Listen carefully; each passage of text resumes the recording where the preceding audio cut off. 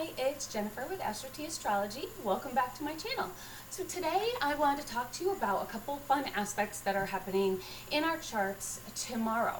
So I'm going to show you on the handy dandy wheel here how this is going to appear, and then if you've gotten your chart, you'll be able to maybe pick out on your chart where they're going to be happening as well.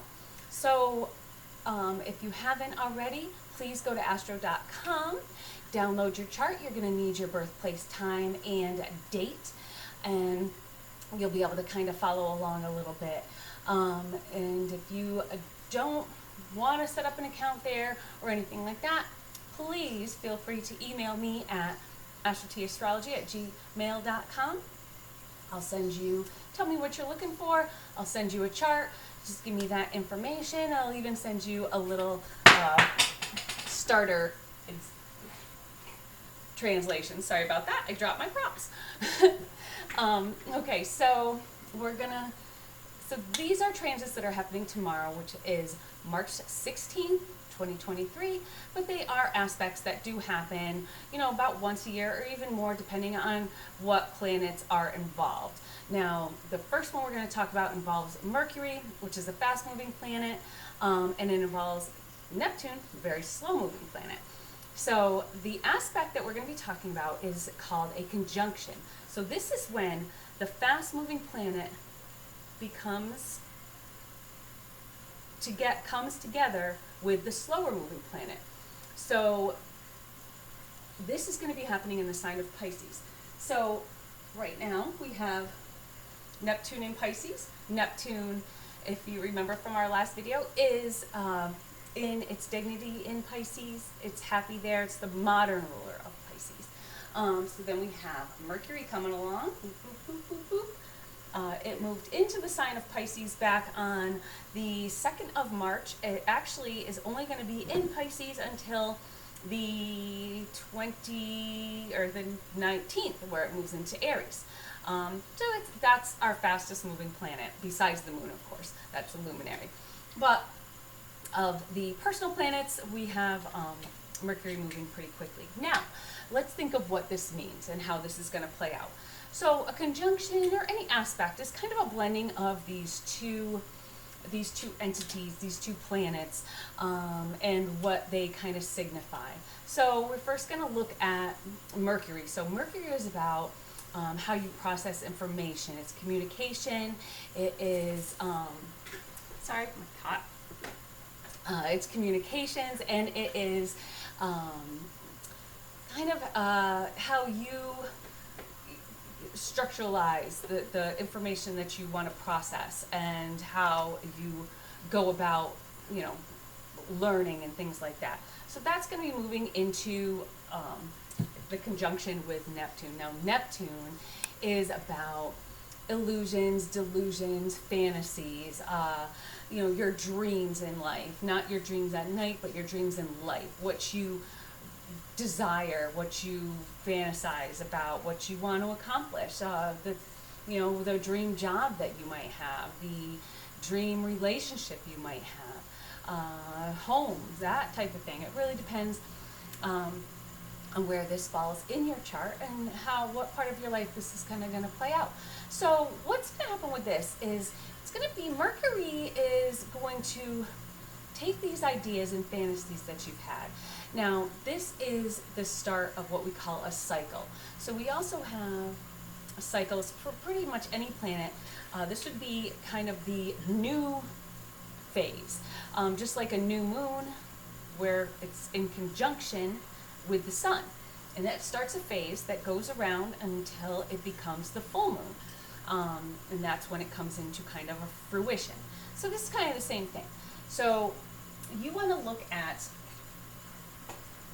when it starts here, and then it's going to go around, and when it's pretty much at its full stage, it's going to be in the opposite, because if you think about a full moon, for instance, it is opposite the sun. It's in an opposition. So this new kind of phase is going to be taking place. So any new ideas that you have, they're going to be kind of getting started. Take this fantasies, and you want to first think, now, is this something that is logical? Is this something that makes sense? Is this something that I can actually do, or is it just out of my control? Is this just something that is so much a fantasy? So first you want to kind of, think about that. Mercury is going to really help you to fine tune. Mercury is the ruler of Virgo, so it really is going to help you to kind of make a plan for what you want to do. Get a whole end game going. So, okay, we're going to do this, this, this, this, this. Your whole game plan is going to be started. And if it's something that, you really feel that this is something you can make work, this is when you want to get started on it and trying to make it a reality. So that is kind of how those two planets will blend together. And again, depending on where this is in your chart. So say you have Pisces, but it's showing up in your 7th house. So maybe if it's a relationship that you have a friend and you always want to take it a little bit further, and maybe this is the time to do it, something you've been fantasizing about. Maybe it's the time that okay, I'm going to sit down and we're going to talk about it. Maybe you decided, I want to start, if it's in your 5th house, and you want to start painting, for instance. You want to think about, okay, do I want to do oil-based? Do I want to do water-based? What kind of paintings do I want to do? I need to go out and buy an easel. I need to go buy the paints, buy the brushes. I need to get all my ducks in a row to do this. And, so if you think about, all the different, maybe even 11th house. If it's in your 11th house, maybe it's an internet-based thing you're looking at, kind of exploring kind of what I'm doing. Maybe you're thinking about starting a YouTube video. Okay, well, what videos do I want to make? How am I going to go about making them? What do I need to make these videos? Let's plan it out. Let's make it a reality. So the next one we have, which is kind of, I think it's a fun kind of combination of what's going to be going on tomorrow. So it's about 3:59 p.m. So a minute before 4. This is all Eastern Standard Time, East Coast, United States. We have Venus in the last degrees of Aries. And now we also have Pluto in the last degrees of Capricorn. Now, Pluto is going to be changing signs. Now, this is going to be a big one, and we're going to have a whole video about this as well. Because Pluto stays in a sign for a long time. So for it to be changing signs, this is something that is a generational thing. So it's something very transformative. Pluto is about deep transformations. It's about, letting go and not looking back. So for instance, the United States just went through its Pluto return, and it pretty much still is. So Pluto goes, retrograde so much, it goes back and forth over signs, over degrees so many times. So if you think about the age of the United States, so it's pretty much it's based on when the Declaration of Independence was signed, and that was in 1776. So you can see how long it has taken for Pluto to go all the way around the whole zodiac, where it takes the moon a month, the sun a year, obviously, and so on and so forth. So we have these in the last degrees. So if you see, they are 3 signs apart. So this is 30 degrees, 60 degrees, 90 degrees. So when you have a aspect that is 90 degrees, that's what we call a square. Now a square is kind of a harder aspect. It's not a comfortable, happy aspect. It shows that there's going to be some difficulties. So when you think about how these two planets might blend together, you want to separate the two and then kind of bring them together. So Venus is a planet about love and relationships and, seeing the beauty in everything around you, you know, pretty much taking everything in, the finer things in life, just beauty, love, all happy things. Venus is a benefic, so it's a very positive planet. So Pluto is about just deep, deep depths, getting right down, sometimes uncovering something that might not have wanted to be uncovered. And this is something that, you know, could be, it's a deeply passionate feeling. It's even on the verge of almost obsessions. So if you kind of mix this with the aspect that we talked about before, so is that passion, is that what you know, that you want to immerse yourself in, that you want to just throw yourself into this idea that you had, that Mercury is giving you a boost with?